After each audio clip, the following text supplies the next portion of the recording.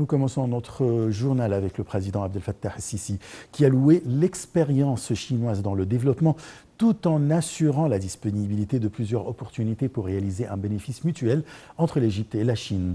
Le président s'exprimait lors de la réception d'une délégation chinoise de haut niveau présidée par le membre de la commission permanente du cabinet politique au sein du comité communiste Li Qi. El-Sisi et son hôte chinois ont évalué les relations d'amitié historiques qui lient l'Égypte et la Chine sur tous les niveaux. Ils ont aussi assuré leur intérêt à poursuivre le développement de la coopération bilatérale à la lumière du partenariat stratégique global entre les deux pays. El-Sisi et Li Qi ont aussi échangé les points de vue sur le moyen de préserver la paix et la sûreté internationale. Ils ont aussi discuté des derniers développements de la situation au Proche-Orient. Le général d'armée Mohamed Zaki, commandant général des forces armées et ministre de la Défense, s'est entretenu aujourd'hui avec l'admiral Rob Bauer, président du comité militaire de l'OTAN et la délégation l'accompagnant. L'entretien a porté sur nombre de dossiers d'intérêt commun et sur les domaines de la coopération militaire entre les deux côtés. Au cours de l'entretien, le ministre de la Défense a exprimé son appréciation pour la coopération et les relations étroites et amicales avec le comité militaire de l'OTAN, affirmant que la convergence des vues dans tous les dossiers aide à préserver la paix et la stabilité dans la région. De son côté, l'admiral Rob Bauer a loué le rôle axial que joue l'Égypte pour préserver la sécurité et la stabilité dans la région. Il a également dit aspirer à renforcer les perspectives de coopération et d'échange d'expertise entre les forces armées égyptiennes et le comité militaire de l'OTAN. Le Premier ministre Moustapha Madbouli a affirmé que la Chambre des industries métallurgiques est l'une des plus importantes chambres de la Fédération des industries égyptiennes, car ses membres sont spécialisés dans l'une des plus importantes industries stratégiques. Cette déclaration a été faite par M. Madbouli lors de sa réunion avec les membres du Conseil de l'administration de la Chambre des industries métallurgiques. La réunion a été centrée sur les moyens d'optimiser les industries métallurgiques et d'augmenter les taux de production et d'exportation. La réunion s'est déroulée en présence du ministre du Commerce et de l'Industrie, Ahmed Samir. Au cours de la réunion, les membres de la Chambre ont évoqué nombre de défis qu'ils confrontent. En marge des réunions de la 78e Assemblée générale des Nations unies, les ministres des Affaires étrangères de l'Égypte, de la Jordanie et de l'Irak ont examiné les moyens de relancer la coopération entre les trois pays. Selon le communiqué conjoint déclaré de la réunion ministérielle du mécanisme de la coopération tripartite, ils se sont mis d'accord sur l'achèvement des projets en cours et de présenter d'autres nouveaux projets dans tous les domaines. Lors de la réunion, les ministres ont affirmé l'importance de réaliser la sécurité et la stabilité dans la région. La réunion a examiné la cause palestinienne et les efforts déployés pour résoudre la crise syrienne, notamment via les efforts du groupe de communication arabe.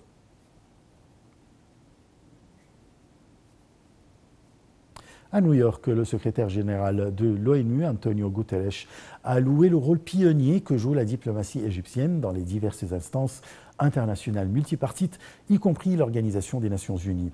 Lors de sa rencontre avec le chef de la diplomatie, Sameh Shoukry, en marge des réunions de la 78e Assemblée générale de l'ONU, Guterres a étalé ses impressions sur le débat général de haut niveau de la 78e Assemblée générale et les réunions organisées en marge de la grande messe onusienne. À cet égard, Guterres a salué le consensus général sur la réforme du système de l'action multipartite avec ses deux volets politiques et économiques. Guterres a ajouté qu'il table sur la contribution efficace de l'Égypte pour soutenir les efforts visant à mettre en œuvre la réforme escomptée.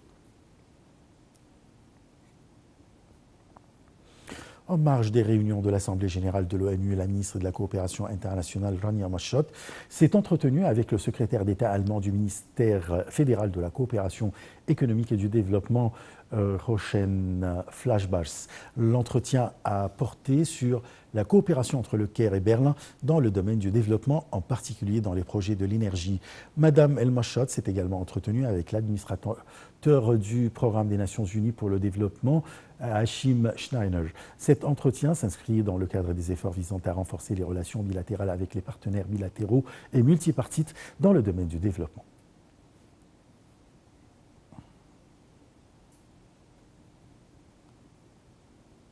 Sous le parrainage du président Abdel Fattah el-Sisi, les réunions annuelles de la Banque asiatique d'investissement dans les infrastructures débuteront demain à Sharm el-Sheikh pour la première fois en Afrique. À la veille de la réunion, le gouverneur d'Égypte auprès de la Banque asiatique d'investissement, le ministre des Finances Mohamed Maït, a déclaré que l'Égypte s'ouvre sur le monde pour des partenariats plus stimulants pour le développement durable. Le ministre a dit que l'Égypte travaille avec la Banque asiatique pour des partenariats de développement transfrontaliers dirigés par le secteur privé, de sorte que la période à venir vise à augmenter la taille du portefeuille d'investissement qui s'élève à 1,3 milliard de dollars en Égypte. La bourse du Caire a débuté la première séance de la semaine avec des gains de 12 milliards de livres égyptiennes au milieu d'une performance mitigée de ses indices. L'indice principal de la bourse du Caire a poursuivi ses forts gains aux clôtures des échanges des séances d'aujourd'hui, soutenues par des opérations d'achat de la part des investisseurs étrangers et arabes contre des opérations de vente de la part des échanges de bureaux locaux. Le capital des actions des entreprises affiliées de la bourse a gagné près de 12 milliards de livres égyptiennes, atteignant 1,368 milliards de livres égyptiennes. L'indice principal, le EJX30, a haussé de 0,66% au niveau de 20 213 points, alors que l'indice EGX70 a enregistré des pertes de 0,02% au niveau de 38 027 points et l'indice EGX100 a enregistré une hausse de 0,10% au niveau de 5 680 points.